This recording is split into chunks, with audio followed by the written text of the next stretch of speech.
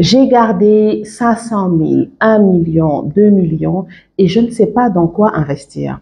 Aujourd'hui, je vais vous donner quelques questions à vous poser pour vous permettre de décider vous-même dans quel domaine vous allez investir. Bonjour, je suis Amina Diagne, directrice de MinaPro. La première chose qu'il faut savoir, c'est qu'il vaut mieux investir que garder cet argent-là en banque, sous le matelas ou autre. Pourquoi? Parce que vous allez vous en rendre compte au fur et à mesure qu'on avance, les prix des choses augmentent. Ça veut dire que par rapport à ce que vous pouvez acheter aujourd'hui avec 500 000, il y a de fortes chances que dans 5 ans, dans 10 ans, vous ne puissiez acheter que beaucoup moins. Donc, il vaut mieux prendre une partie de cet argent-là, l'investir dans une activité qui va générer encore davantage. Je dis bien une partie de cet argent. Pourquoi? Parce que la première chose qu'il faut savoir, c'est qu'il vous faut garder ce qu'on appelle un fonds d'urgence, de l'argent que vous avez de côté au cas où il y a des imprévus. Parce que s'il y a bien une chose qui est garantie, c'est que des imprévus, il y en aura. Donc, si vous avez gardé au total 500 000, ne considérez pas tous ces 500 000-là par rapport à votre investissement, gardez-en une partie. C'est d'autant plus important d'en garder une partie que, et ce sera mon deuxième point, quand vous allez investir, vous allez mettre du temps avant de récupérer de l'argent.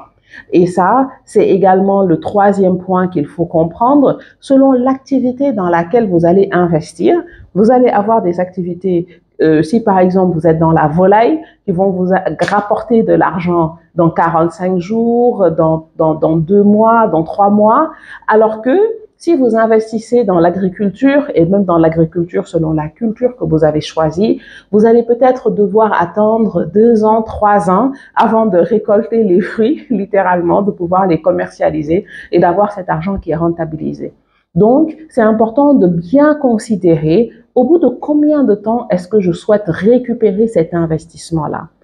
Le quatrième point maintenant, c'est de pouvoir réellement choisir entre ces deux options.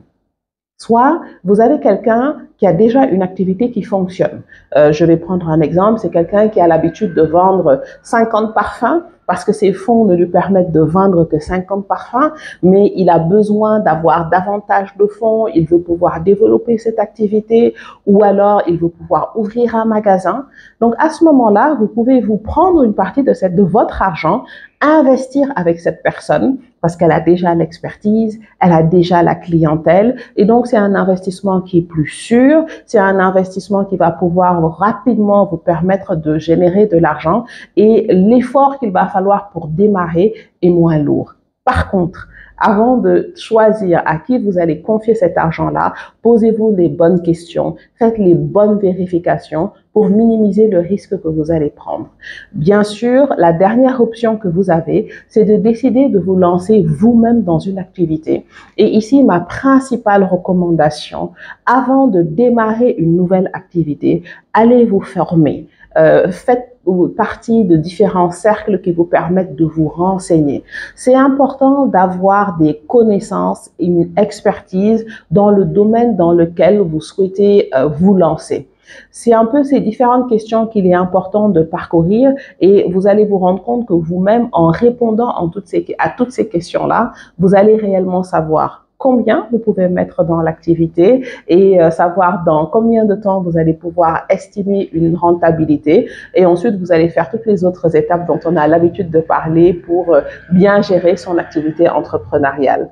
Un point dont je veux qu'on parle lors de notre prochaine session, c'est de bien comprendre que quand vous décidez d'investir, quand vous décidez d'être actionnaire, ça ne veut pas dire que vous allez commencer à recevoir de l'argent chaque fin du mois, mais on en parle davantage sur le prochain épisode des VSD de MinaPro.